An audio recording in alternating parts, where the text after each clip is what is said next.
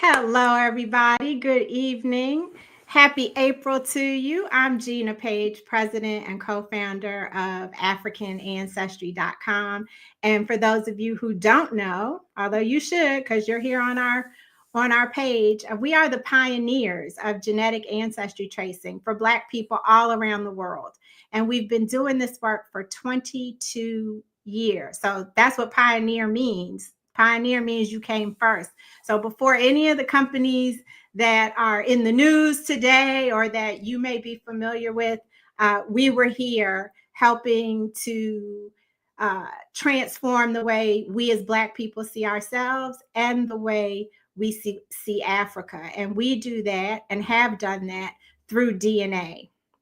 So it is a pleasure to be with you here this evening. Shout out to Reconnected Grassfields. Thank you for being here. D Alex 45. Thank you for being here. April is an interesting month. There's a lot going on in April. I don't know if you guys are familiar with Black Maternal Health Week. That's coming up next week, the 11th through the 17th. We will be supporting that message. And the importance of highlighting Black maternal health. This is extremely important as we lead up to the month of May, where we're going to be celebrating mothers, right? So I hope you guys will follow us as we post and repost the work that doulas and birth workers and doctors and mothers all across the country are doing to help keep Black mothers safe. And then, like, as we go into May, we have some exciting things here in Washington, D.C., which is where we are located and headquartered. We'll be participating in Passport D.C. on May 3rd. So we're going to be hosting a tour of the African and Caribbean embassies that participate in this Passport DC Festival. So stay tuned for more information about that. And then on May 7th, right before Mother's Day, we are having the first ever African Ancestry baby shower. And I cannot tell you how excited I am about that. I am a perennial auntie, have participated in many baby showers, bringing my nieces and nephews and godchildren into celebrating their journey into the world. And now we're going to do it for some expecting moms. So we have 4 moms who will be in their 3rd trimester, and we're having a baby shower from cradle to culture. And they're going to find out, we're doing ancestry reveals instead of gender reveals. So you guys have to stay tuned for that. Shout out to Nicole. Thank you for being here. Only 60 games played. I wonder what that means. Say more about that. Arnaldo, thank you for being here. Masi Maine, we got Burkina Faso in the building. Arnaldo wants to know, oh, you're in Cameroon. If we're having a branch in Cameroon. No, but we do African Ancestry family reunions twice a year. We come with a bunch of African Ancestry Camericans, people who we've traced their ancestry to different Cameroonian groups. We bring them home. And so hopefully you'll follow those journeys and connect with us there. Shout out to Christine. Thank you for being here. So I want to get started. I don't know how long I took doing that, but I am very excited about our guest this evening, attorney Yolanda Trotman. Now, we just met. A lot of times I have people on here who I know, have worked with, colleagues, friends, whatever. But Yolanda is she doesn't know it, but we're new friends now.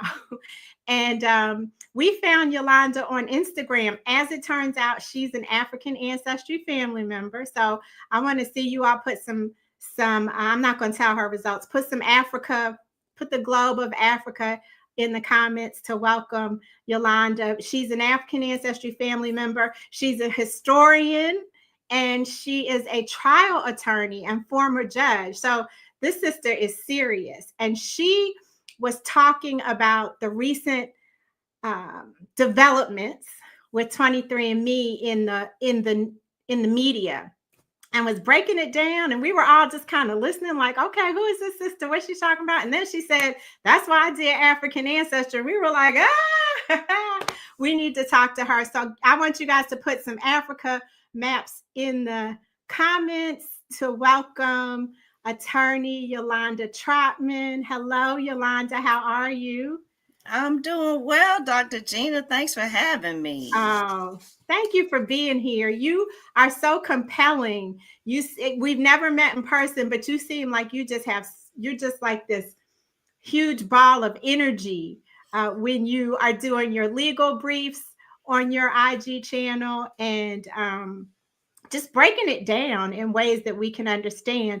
And before we came on tonight, you were telling me about a nonprofit that you started after you were, well, while you were a judge, and then moved into that to replace being your time on the bench. And I wonder if you could just start there and tell us about that, because that is just so fascinating to me. Well, so I'm here in Charlotte, North Carolina, and in 2014, well, at that point, I had been practicing 12 years. I decided to run for district court judge here, and on our elections here in North Carolina are all elected. We're all elected unless you get appointed. You still have to run to retain your seat. So long story short, I get elected in 2014. I find probably within the first year, even though I had no idea that I was ever going to leave the bench, sold my entire practice, all my furniture, everything, because I thought this is where I was supposed to be. But I would say probably 6 months in, I was starting to feel a little restless. And it's one thing, and I say this to people, when you see a judge on the bench, you see that robe, you see them sitting higher than everyone else. It's something altogether different when you're walking into a courtroom as a Black woman with that power, and all you see every day is a sea full of Black faces every day. But you know that's not what crime looks like, right? You're smart, you know the statistics, but we know that certain neighborhoods are over police, all the things. And so I used to be a teacher before I went to law school. So I was a history major, a history teacher, and then I coached debate and speech and mock trial. So I always knew since a little kid that I wanted to go to law school and be a lawyer. So when I left teaching and went to law school, and then eventually got on the bench, one of the things I had the idea of doing was doing a mock trial for little kids. And I felt like I needed to stretch myself because we have a truancy court program at the time where kids who weren't coming to school, typically Title I schools, high poverty, high minority schools, they told me, it's like, oh, we do this mock trial. So I'm all excited, like, oh, great, let's do it. But it really wasn't a true mock trial. They kind of took them to the courthouse and showed them around. I said, well, that's not fun. Let me make something up. So I'll never forget it. I made up this half a paragraph. And again, we're talking about kindergarten to third graders. About a half a page fact pattern. It was a fight between Patrick and SpongeBob over Krabby Patties, and it was a self-defense argument. When I tell you those kids, Dr. Gina, you couldn't tell that little boy he was not SpongeBob. I had maybe 2 sessions to work with him, and I just said, well, just kind of memorize your parts. And then like the little babies, the kindergartners, I made them the jurors. They just had to listen and then make a decision. The kid that was Patrick started talking like Patrick. It was great. But the judge, I kind of had to sit with her to kind of tell her what to say, like whisper in the ear, because I didn't have time to really train them.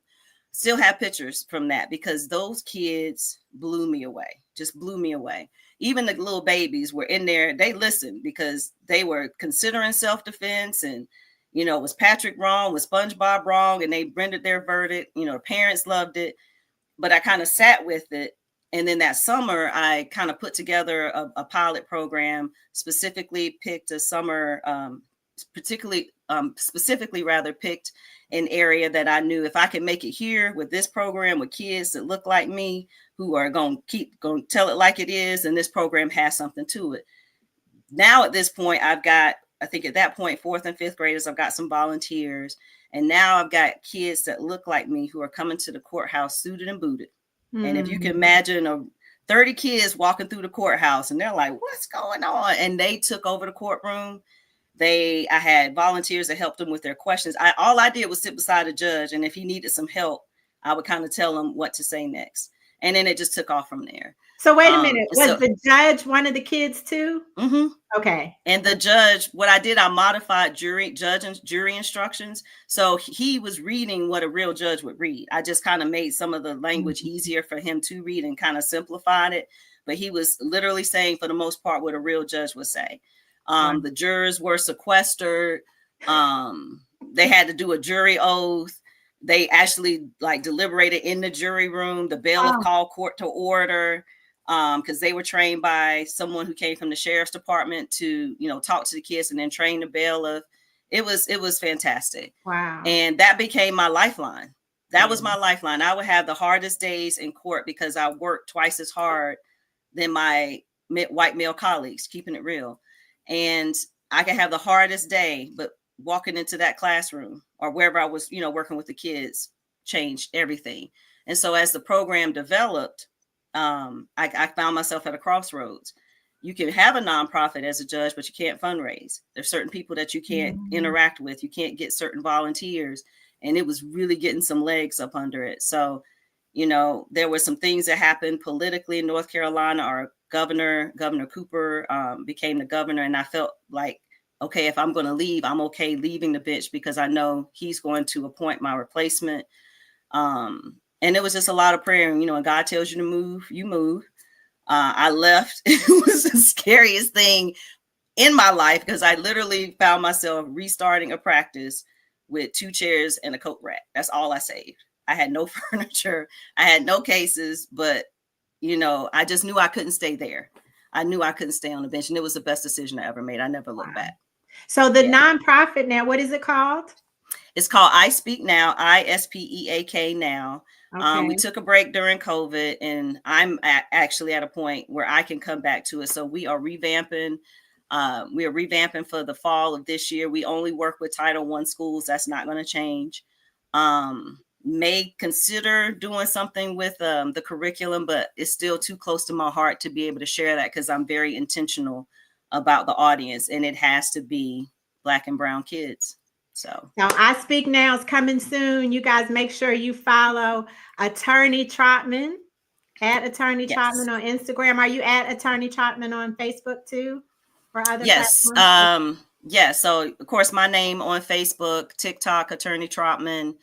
All things is at Attorney Trotman or just by my name. So go right now. Everybody's on social right now because you're watching us on social. So I don't mind if you just open another tab and go follow her right now at Attorney Trotman. We got to get her some African Ancestry followers, y'all, so that you can stay abreast and know when I Speak Now. Listen, I want to just talk about that, but that's not why we're here. We are here because of your brilliant legal mind and ability to break down concepts. And so what made you decide to do this legal brief that you did online on Instagram? It's about 3 minutes long, y'all, about 23andMe and the situation they're facing now. So when I do them, this one I happened to see the headline, and at first it was like, oh, that's interesting. And then hold on 1 second. I'm sorry. And can you explain? Because everybody might not know what. So 23andMe, of course, is a company that does genetic profiles, obviously, from you giving your genetic material, which is through saliva. So they get saliva samples. They give you your genetic profile. Ancestry.com, MyHeritage. There's a whole bunch of them out there that you send your DNA. They give you your profile. 23andMe began during COVID, if you remember, in 2021. At the height of COVID, I believe their value was up to $6 billion with a B dollars. But what happened is that there's a couple of things that kind of precipitated their bankruptcy. One, they had a major data breach in 2023. Almost 7 million of their customers, they have 15 million customers. I wrote it down, 6.9 million accounts had been compromised. So that's date of birth, that's name, that's genetic profile. Not the samples, not the physical samples, but their information was all compromised. So needless to say, there were class action lawsuits, all of these things that happened. Their entire board of directors ultimately resigned. One of their co-founder, and I may be butchering her name, Anne Wojcicki, I'm not sure if I'm saying it right. I don't know how to pronounce it. But she made a bid recently prior to the bankruptcy to buy it herself. That was rejected by the board, fallout from there. So they filed Chapter 11, trying to protect as much of their assets as possible. But of course, when I saw that, that's what triggered, well, what are you going to do with the data? because if you sell this to this person or heaven forbid to somebody else who does not have good intent, that person now has access to up to 15 million people's genetic material, not just the profile, but also to their genetic material and samples. And even as I was doing that legal brief, I always kind of do them off the top of my head. Maybe I may flub once and I start over. But, as I was talking about that, I was saying that, this isn't unusual for these companies to be able to just use your material. However, you can, have certain things, for example, don't use it for research, but it still doesn't protect you because you're giving your information to a private company, right? So it's not protected by HIPAA. It's not protected by the Genetic Information Non-Discrimination Act. It's just not protected under federal law. And so then that's when as I'm talking, I'm like, yeah, and by the way, shout out to African Ancestry, because I did mine way back in 2012, like way, way back. And I chose specifically African Ancestry because there was others out there. And I knew that you guys didn't sell the DNA. And that's what was so important to me, especially as a defense attorney. I'm like, what y'all doing with this DNA? Like, does that mean the police can get it? What if they get a court order? Because when you look at their privacy policy, specifically for 23andMe, it says that they don't do it voluntarily. That's the key. They don't say, well, we just don't just give it away, but it could be given away or given to someone through a court order. And there have been a couple instances with Ancestry.com where that's happened. And then when you go back and you look at their privacy policy, it says we don't just voluntarily give it away, but I don't want to get too far into it, but their privacy policy has some issues with it, because what does that mean? Like, I know I can tell you how to delete your profile and delete your genetic profile, but it says it can retain some of the genetic material, but it doesn't really say how and for how long and for what purpose. Yeah. So, and I have up here, I was so glad that you did that, because African Ancestry never sells or shares our customers' information, financial, personal, or genetic. And we never have since 2003 when we started. That is a founding principle of our company for many reasons, right? Imagine in 2003, when we knew very little as a society about DNA. As Black folks, we knew it could get you, let me use the right legal term. It could get you convicted. Is that right? Hemmed up. Hemmed up. But it could also get you off, right? Right. Because of DNA evidence being looked at, analyzed. And then there was the mistreatment of Black research subjects historically. So we knew that if we tried to come to our people and say, give us your DNA, let us do whatever we want with it, and by the way, we'll tell you where you're from, that would have never flown. There's just no way. My co-founder, Dr. Rick Kittles, is a genetics researcher. That is his life's work, is to research the genetics of Black people.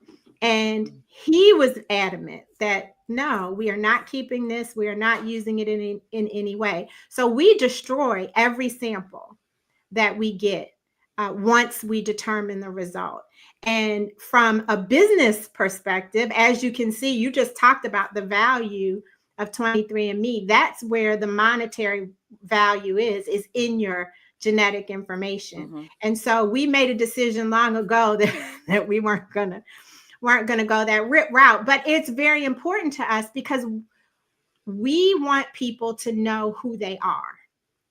And if you're afraid to go down that path to get that information because you don't know what's going to happen to your very important information, you won't do it. And we don't want fear to be the reason that you don't understand who you are. So I appreciate that you brought that to light in your video.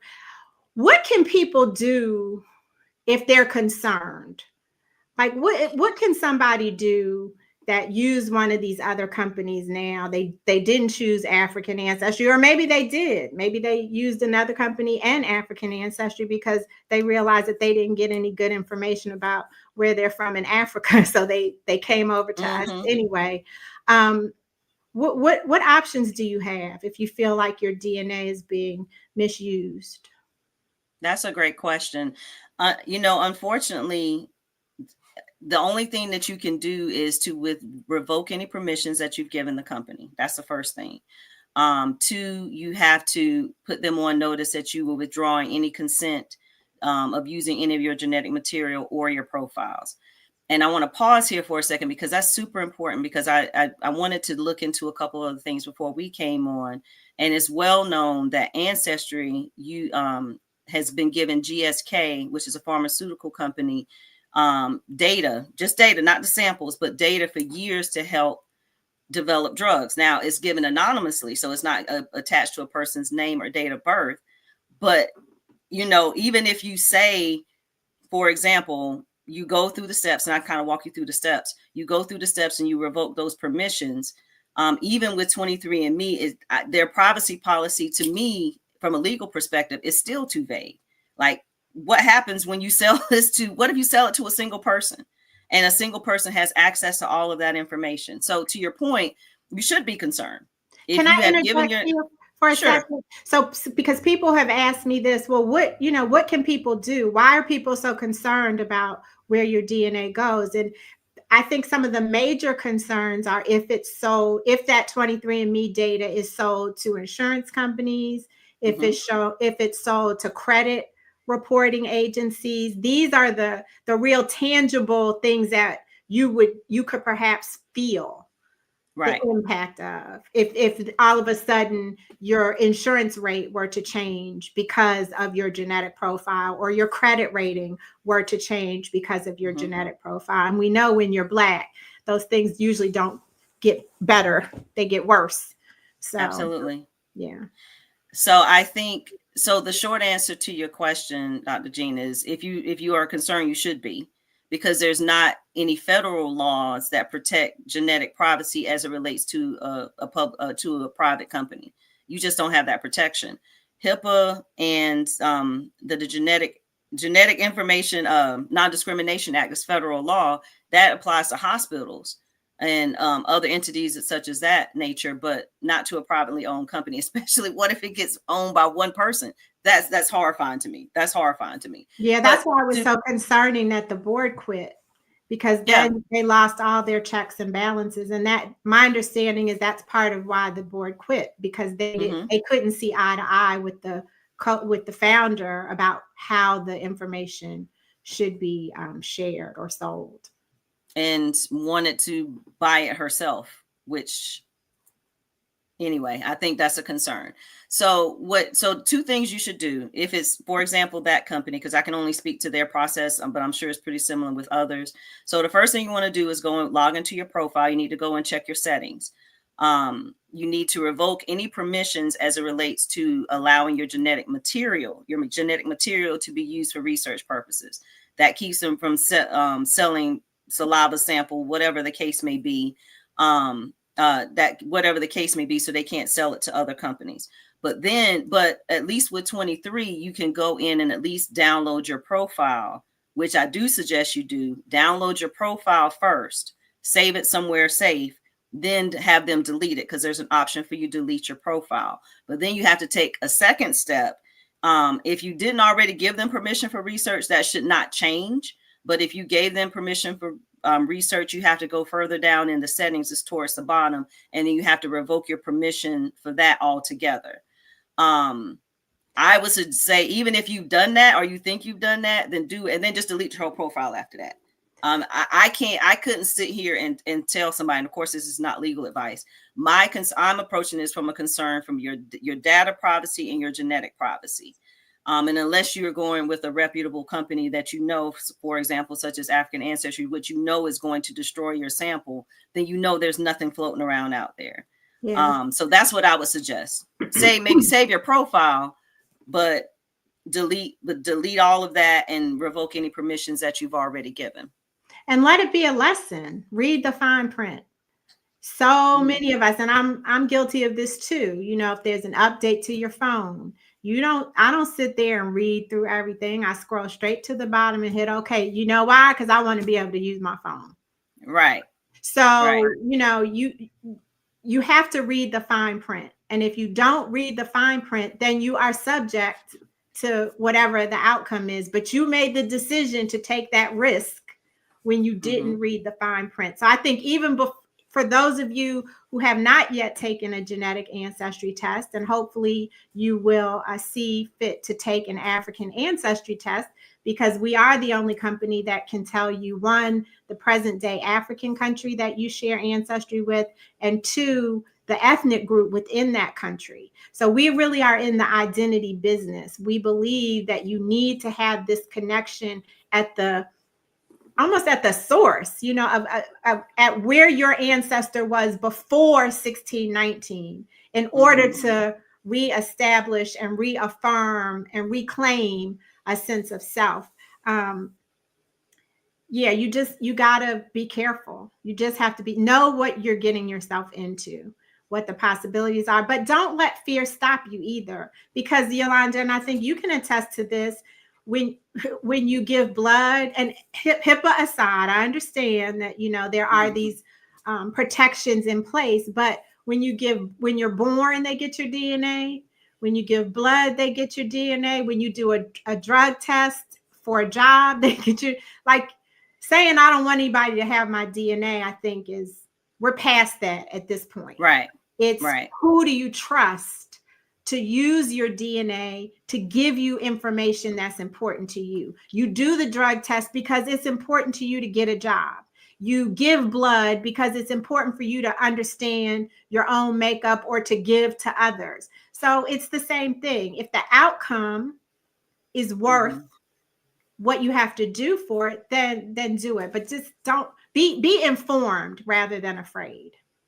I think there's such a benefit to that. I saw one of the comments pop up about, well, that's why their kits for other companies are so cheap. Exactly. Yeah. I mean, gee, $20, find out your whole world. No, because for most of us, and I can't speak for other races, but for most of us, it's just going to say you may be from Nigeria or Ghana or somewhere like that. All of these, you're going to be from all of these, and they're going to exactly like it's from all of these. It's going to give you. What, the pie chart's not helping me, sir. Like, which one is mostly mine? Like, okay, I know that, but which one? And I know, and let me, a quick story. Like, when I got mine, child, let me tell you, I was so excited when the certificate came. And that was into my whole finding my roots stage. That's when I really was hardcore into it. And I was trying to trace my mom's side and my dad's side. And I was always having trouble with both. I just always was having trouble with both. Like, we thought on my mom's side, you know, very fair skin. We all assumed that was Native American. Turns out I was Italian. Who knew? So, you know, in my dad's side, it was a Bayesian influence. I'm like, great. So I'm going to, this is around the same time I went to Barbados. I just know I'm going to find my great granddaddy in them books. And I was overwhelmed because there were so many Trotmans, like so many Trotmans in different parishes. And I didn't have a date, all that. So that's what prompted me to do the testing. Because I said, okay, I'm not going to find him that way. Maybe I just need to dig deeper and figure out who am I? Like, who do I belong to? You know what I'm saying? For me, it was like, who do I belong to? Child, when they told me I was mostly Mandinka, woo, y'all, I was a whole different, I'm telling you, it was a whole different, I was a different person. Because now I know where my identity is attached to. So now I'm all about, you know, all three of my tribes and doing as much research as possible. And, you know, I'm really excited because I couldn't do it the last 2 years, but I'm going in December to touch all three of the countries where my DNA hit, which is Senegal, Sierra Leone, and of course, Guinea. They're going to be sick of me. They're going to be sick of me. Well, they're going to love you. They're going to love you is what's going to happen. They are not going to be sick of you, and they're not going to want you to leave. They will not get sick of you. I just want to point out too. So your results were Senegal, Guinea-Bissau, and Sierra Leone. Sierra Leone and Guinea-Bissau border each other. So it's just an artificial border. For those of you who are wondering, well, how does she get 3 countries? These are present day delineations of the land. Right. And then Sierra Leone is, I don't know, not even 500 miles from Guinea-Bissau. So she has genetic matches in 3 different countries, 3 different present day countries and ethnic groups. But the culture, the traditions, the languages, actually the languages are quite related. But, you know, the other practices may differ in these places, but the genetics are the same. So you guys you got choice. You can find a Senegal flag in the comments. You can fly a Guinea-Bissau flag in the comments. I know you got some Mende cousins on this in the comments here. I'll let you, girl. I love it. I love it. So it sounds like you did African ancestry because you were searching for who you are. And now that you know, you have plans, or you're making plans to actually go there. After you've done some research over the years, you're going to go there and have some culturally immersive experiences. You're welcome to come with us to Sierra Leone the next time we go. We have gone. Absolutely. We have gone for several years, and then with the change in their tourism ministry leadership, they stopped offering citizenship. And so now it's just kind of wait and see. Word on the street is they're offering it again, but we don't make moves at African Ancestry unless we're certain about them. You know, we already tried taking people, letting them know that there's a good chance that citizenship might not happen. We have no indication that it will. And people still kind of felt like we misled them, even though there was no guarantee of citizenship on the table. So we're waiting until we have it in writing that there's going to be citizenship on this date, and then we're going. But of course, you don't have to wait for citizenship to travel. Absolutely. The countries are open and want us and welcoming for us at any time that we decide to go. And let me tell you, when you go to Senegal, Dakar that's my favorite place on the continent. I haven't been to a whole lot of places, but the food, the people, the colors, the landscape, the art. I mean, yeah, I might have to go with you when you go.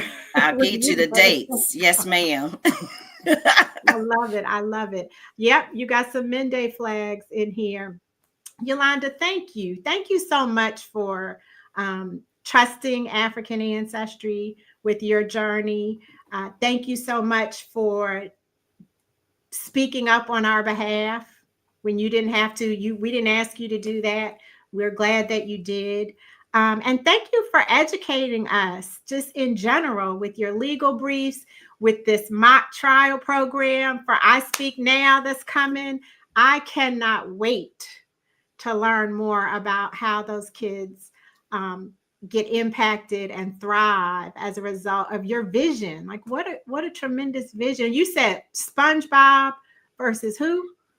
That was the original one. That was SpongeBob versus SpongeBob was accusing Patrick of assault, and Patrick was claiming self-defense. That's the little kid version. And then I have a middle school and a high school version where I take plays on celebrity names. So it's Giance and Bazy, that type of thing. And then, the high schoolers, eventually they compete against each other in a more dramatic competition with, judging and all the things. But I do want to add one of the programs we added, but we had to stop right before COVID, is a program that I call Zuri. And it was designed for 7th grade girls. And we took them through kind of a coming of age, and we had developed the curriculum and everything.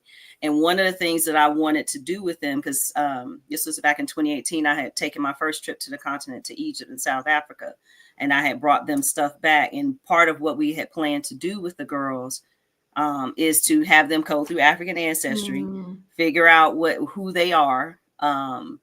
And obviously we were going to kind of take them on a journey, not literally there, but, to take them on a journey to who they are, because their 7th grade is not our 7th grade. The things that they deal with and the things that they've not been exposed to with their education, and the things that we took for granted at that age, the things that we were naturally taught, they're not getting it. And so I'm a firm believer, if you know where you come from, you just walk differently, you behave differently. You're just different. It really does change you. So, I mean, whoever's watching, if you haven't done it, if you are African American ancestry is really, you got to go. You got to do it. You got to do it. And that's not a PSA. It's a plug, but it's not a plug. But I can only speak from my experience on how it really has shaped me. Because I always joke to some people, I say, all right, man, Dinka Yolanda, It's about to go in this here courtroom and they not ready, but man, she was in there today. She was in there today acting up. So that's my moniker when I'm about to cut up. So we got to get you a Mandinka name. I do. Oh, don't do that. Then y'all really gonna be so tired of me. One thing at a time. I like Mandinka Yolanda though. I love that. I'm just saying, next level will be your Mandinka name. And you know, the Mandinka are the griots of the culture. The Mandinka they keep the oral, they keep the history of the culture of the communities through an oral tradition, through spoken word and music. And so I love that you are teaching the kids. I think that that's part of I'm sure you have many talents, but of what you've shared, I see that direct connection to your Mandinka roots, as well as your fighting spirit. I mean, we also know that the Mandinka were warriors. And so that's who's going in the courtroom every day. Thank you for doing the work that you do. And thank you for defending us in the justice system. I know that that's not easy, but it's very important. And so whoever didn't thank you today, I'm thanking you on their behalf. Thank you, sis. I appreciate that. Everybody, thank you so much for joining us tonight. I told you that this was my friend Yolanda. You have met my new friend Yolanda. Please go and follow her at Attorney Trotman on the socials, all the socials, or by her name, Yolanda Trotman. She shares nuggets, just nuggets that are very helpful and very useful for us. So we appreciate that. And like I mentioned, Black Maternal Health Week is coming up. So please protect your mothers, protect the mothers around you, and protect those who protect the mothers. Check us out. Follow us for what we're going to be doing for that. National DNA Day is coming up in April. I haven't mentioned that because we have a surprise for you all for that. But I'm excited. I'm glad to be back. I'm glad to be here with you all this evening. These are very difficult times for many of us, and we need spaces where we can come together with people that we share respect for, learn something new, have some joy, have some laughs, but also get the information we need to be able to move forward. So thank you all for joining me tonight. And until we meet again, may you be happy, may you be healthy, and may you be whole. Have a very good night, everybody. Thanks, Yolanda. Thanks. Good night.